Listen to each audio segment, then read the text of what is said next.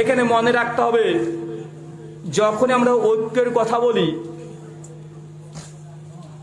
একটা থিওরি আছে, এটা বিজ্ঞান বিশ্বাস করে, সায়েন্স বিশ্বাস করে, যে মানুষের মধ্যে যখন কোনো সমস্যা হয়, এই সমস্যাটাকে সমাধান করার কল্পে, ধরুন আপনার জ্বর হয়েছে বা সর্দি হয়েছে বা কোনো সমস্যা হয়েছে, ডাক্তারের কাছে যখন চলে যাবেন, ডাক্তার আপনাকে ট্রিটমেন্ট প্রথমে কি করবে জানেন?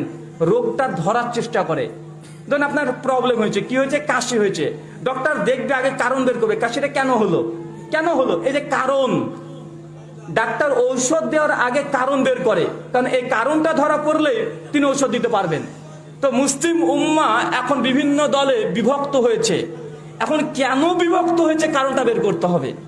আমরা ঐক্য নিয়ে যতই আলোচনা করি না কেন, আমরা যদি বলি যে ভাই কোরআন আর হাদিস মেনে নেন, মুসলিম উম্মাহ ঐক্য হয়ে যাবে, এতটুকু শেষ নয়। কারণ সকল ওলামা, সকল দল, তারা একটাই দাবি যে আমরা কোরআন হাদিসই মানি। ভাই বলে কি বলে না, কথা বলেন। সবাই বলে নবী নূরের তৈরি, দলিল কি? কদ জাআকুম মিনাল্লাহি, কি কোরআনে আয়াত পড়ে শুনিয়ে দিচ্ছে। সূরা মাইদা আয়াত নম্বর 15, যে আল্লাহর পক্ষ থেকে তোমাদের কাছে একটা নূর এসেছে আর একটা কিতাব এসেছে। এই যে নবীকে আল্লাহ নূর বলেছে, নবী নূরের তৈরি। ওকে বলেন কবর মাজারে সিজদা দিচ্ছিস, দলিল কি? ওই একটা হাদিস দেখবেন বের করে শুনিয়ে দিবে আপনাকে, এই দেখেন হাদিস। তুই যে তাবিজ দিয়েছিস, দলিল কি? এই যে একটা হাদিস বের করে দেখিয়ে দিচ্ছে, এই যে হাদিস। ভাই বলছে কি বলছে না? তাই আমাদেরকে মূলত প্রথমে দেখতে হবে যে আমরা যে দলে দলে বিভক্ত হচ্ছে এর কারণ কি। যতক্ষণ না কারণ বের করছেন, ততক্ষণ পর্যন্ত সমাধান করা সম্ভব নয়। অনেক মানুষ বলে যে আসলে মুসলিম উম্মাহ বিভক্ত হয়েছে হুজুরদের কারণে, মানে আমাদের উপরে দোষ দিয়ে দেয়। কেন? ওরা বলে যে তোমরা হুজুররাই তো ঠিক নেই, এক এক হুজুর এক এক রকমের কথা বলো, তোমরা কাকে মানবো? বাছে না নাই? এটা সাধারণ জনসাধারণের একটা অভিযোগ আমাদের প্রতি, যে হুজুর রাই তারা একমত না, তো আমরা আম জনসাধারণ কাকে মানবো? ভাই আমরা বলি যে বিরোধিতাই কখনো অনৈক্যের মূল কারণ নয়, বিরোধিতাই অনৈক্যের মূল কারণ নয়। লক্ষ লক্ষ কোটি কোটি মাসালাতে হুজুররা সকলেই একমত, তারপরেও কি জনসাধারণ সেগুলোকে অকপটে গ্রহণ করেছে? পৃথিবীর প্রত্যেকটা মুসলিম আলেম ওলামার দাবি 5 ওয়াক্ত সালাত ফরজ। ভাই বলুন তো আমরা জনসাধারণ এটাকে গ্রহণ করেছি? কথা বলেন। কোন হুজুরকে এখানে দ্বিমত করেছে? কেউ করেনি। দাড়ি রাখা ফরজ, সমস্ত হুজুররা একমত। ভাই বলুন তো তারপরে কি আমরা দাড়ির সমস্ত মুসলিমরা রাখি? না। তার মানে আপনি যে বলছেন যে হুজুররাই আগে এক হও, তারপরে আমরা মানবো, তো ভাই বলুন তো লক্ষ লক্ষ মাসালাতে হুজুররা একমত আছে না নাই? আছে। তারপরে জনসাধারণ সেটাকে গ্রহণ করে নাই। পবিত্র কোরআন সূরা নিসা আয়াত নাম্বার 11 থেকে 17 আল্লাহ সুবহানাহু ওয়া তাআলা তার বিশেষ করে জমি বন্টন প্রসঙ্গে বলতে গিয়ে বলেছে যে আপনার যদি বোন থাকে, বোন একটা জমির ভাগ পাবে কি পাবে না? কথা বলেন। ভাই এটা সমস্ত হুজুররা একমত, কোরআন একমত, হাদিস একমত। তারপরে বলুন তো আমাদের সমাজে কত পার্সেন্ট মানুষ আছে যে তার বোনের এই হক তারা দিয়েছে? ভাই বলেন। ভাই দেয়। বোনের বিয়ে দিয়েছে, বোন চলে গেছে শ্বশুর বাড়ি, জামাই বলেছে তুমি তো জমির কিছুটা অংশ পাবে, একটু বলো গা। আপনাকে সে বলছে ভাই আব্বা তো মারা গেছে, জমি তো আমাকে পাঠিয়েছে তোমার ভাই, তো আমার ভাগটা দাও। আর ভাই বলছে খবরদার, তুই যদি এই কথা বলেছিস না, তুই আমার আবার এসছিস এখানে, খবরদার এই কথা যদি কোনোদিন বলেছিস তোর বাড়িতে আসে বন্ধ। বাঁচে না নাই? কথা বলেন। বোনকে হুমকি দিচ্ছে যে তুই তোকে এত কষ্ট করে বিয়ে দিলাম, এত কষ্ট করে তোকে আমি বিয়ে দিলাম লক্ষ লক্ষ টাকা খরচ করে, আর তুই এসেছিস আবার জমির ভাগ নিতে। যদিও কথা বলেছিস তোর সঙ্গে সম্পর্ক নেই, তুই আমার বোনই না। ভাই বলে কি বলে না? কিন্তু এখানে সমস্ত হুজুররা একমত যে না, বোনকে অংশ দিতেই হবে। যদি আত্মসাৎ করেন এই জমি, কিয়ামতের মাঠে আপনার কাঁধে চড়ে দেওয়া হবে, আপনি কিয়ামতের মাঠে বইতে থাকবেন। এই বহন করা এটা আপনার পক্ষে কখনো সম্ভব নয়। আপনাকে লক্ষ লক্ষ মাসালা বলতে পারবো, যেসব মাসালাতে সমস্ত আলেমরা একমত, তারপরে জনসাধারণ গ্রহণ করে নাই। তার মানে বুঝতে হবে জনসাধারণ এই দাবি করা এটা একদম অনুচিত যে হুজুররা দ্বিমত করে, তার জন্য তারা নাকি এই ধর্মটাকে পালন করতে চায় না। তারা অনৈক্যের মূল কারণ ধরিয়ে দেয় যে হুজুররা। এখান থেকে আপনাদেরকে বুঝতে হবে হুজুররা অনৈক্যের কারণে কখনো মতভেদ হয় না। কিছু কিছু মতৈক্য হতে পারে, মূল কারণ নয়। আর কিছু কিছু মানুষ ঢালাও ভাবে তারা বলে দেয় যে আমাদের এই সমাজ, আমাদের সোসাইটি মুসলিম উম্মাহকে বিভক্ত করছে সহিহ হাদিসের নামে কিছু কিছু শায়েখ হুজুররা। ভাই বলে কি বলে না? মানে সমস্ত মতনৈক্য মতভেদের দায়ভার আমাদের উপরে দিয়ে দেয়। আমাদের বলতে আমরা বলছি মানহাজে আহলে হাদিস, যারা রাফল ইয়াদাইন করে সালাত আদায় করছে, যারা সালাতের মধ্যে জোরে আমিন বলছে, যারা বিভিন্ন রকমের আকীদা, বিশুদ্ধ আকীদা গ্রহণ করে, আমাদের মুসলিমদেরকে বলে যে এই আহলে হাদিস এরাই সমাজে বিশৃঙ্খলা সৃষ্টি করছে। বা অভিযোগ আছে না নাই? শত বছরের ঐক্যকে নাকি আমরা আহলে হাদিসরাই নাকি এগুলোকে, সমাজটাকে নষ্ট করে দিচ্ছি, আমরা নাকি ফিতনা পাকাচ্ছি। বা ছোট্ট একটা কথা বলি, আমরা আহলে হাদিসরা সমস্ত সময়, সব সময় আমরা ঐক্যর জন্যই কাজ করি এবং বাস্তবে করি। তার কয়েকটা প্রমাণ বাংলাদেশ থেকে দিয়ে দিই। যারা গোটা বিশ্ব জগতে প্রচার করছে যে আমরা ঐক্য চাই, ঐক্য চাই, ঐক্য চাই, ভাই তাদেরকে বলুন, ঐক্যই যদি চান তাহলে আহলে হাদিস তারা কখনো ছোটখাটো মাসলা নিয়ে মতনৈক্য করে না। কে বুকের উপরে হাত বাঁধলো, কে নাভির নিচে হাত বাঁধলো, এটা আহলে হাদিসের কাছে মূল লক্ষ্য বস্তু নয়। আহলে হাদিসদের মসজিদে যদি হানাফি ভাইরা যদি 5 ওয়াক্ত সালাত আদায় করে, নাভির নিচে হাত বেঁধে সালাত আদায় করে, আস্তে আমিন দিয়ে সালাত আদায় করে, রফল ইয়াদাইন না করে যে সালাত আদায় করে, ভাই একটা দৃষ্টান্ত দেখাতে পারবেন যে সে কোনো আহলে হাদিস একজন হানাফিকে মসজিদ থেকে থাপ্পড় মেরে বের করে দিয়েছে?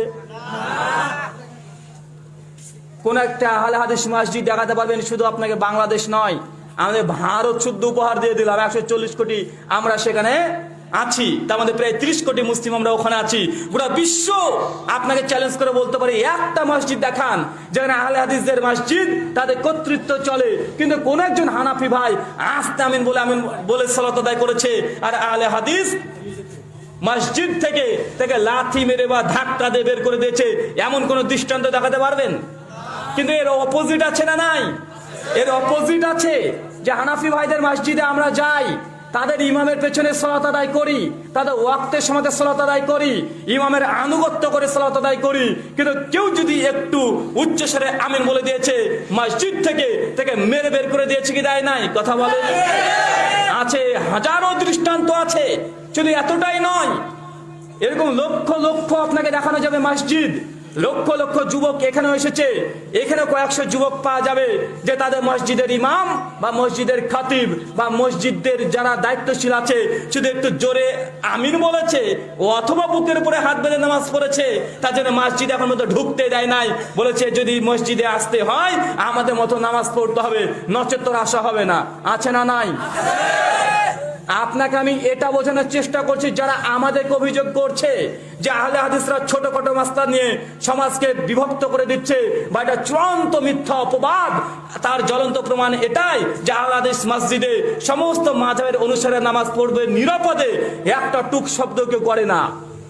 তার বিপরীতটা আছে, আহলে হাদিসরা যে মাসলা মাসাইলকে বেশি গুরুত্ব দেয় না, বরং আকীদা যদি বিশুদ্ধ হয় তাকে সাদরে গ্রহণ করে নাই, তাকে বুকে টেনে নাই। বাংলাদেশের মাটিতে আপনাদের ঝিনাইদা, কুষ্টিয়ার ঝিনাইদা আপনারা সকলেই জানেন, খন্দকার আব্দুল্লাহ জাহাঙ্গীর রাহিমাহুল্লাহ নাম শুনেছেন? এই ব্যক্তি তো নিজে দাবিও করতো আমি হানাফি, ভাই দাবি করে নাই?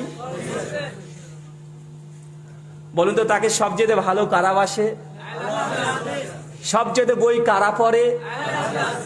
তার বই সবচেয়ে প্রচার কারা করে? তার বই বিক্রি বেচা কিনা কারা করে?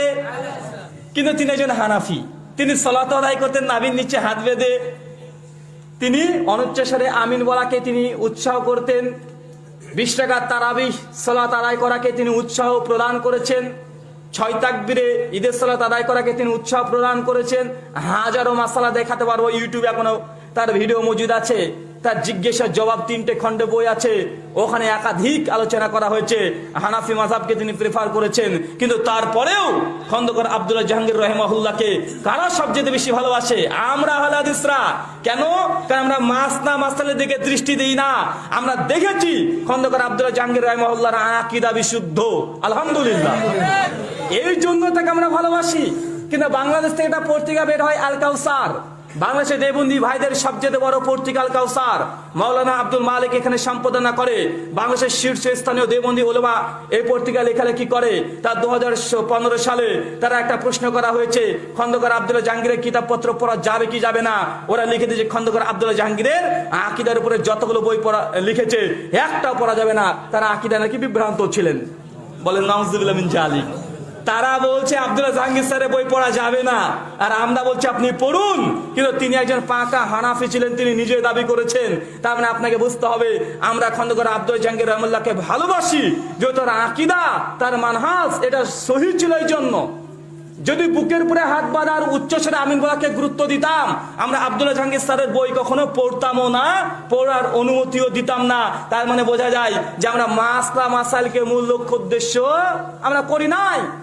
হাজারো দৃষ্টান্ত আছে যাদের আকীদা বিশুদ্ধ, আমরা তাকে মসজিদ ছেড়ে দিই। সুরিটোলা, মালিটোলা, বংশাল মসজিদ, আহলে হাদিসের হাজার হাজার বাংলাদেশে মসজিদ আছে যারা দাবি করে নিজেরাই হানাফি, কিন্তু আকীদা বিশুদ্ধ হওয়ার জন্য তাদেরকে ভাই সে মসজিদের মেম্বার ছেড়ে দেওয়া হয়েছে কি হয় নাই?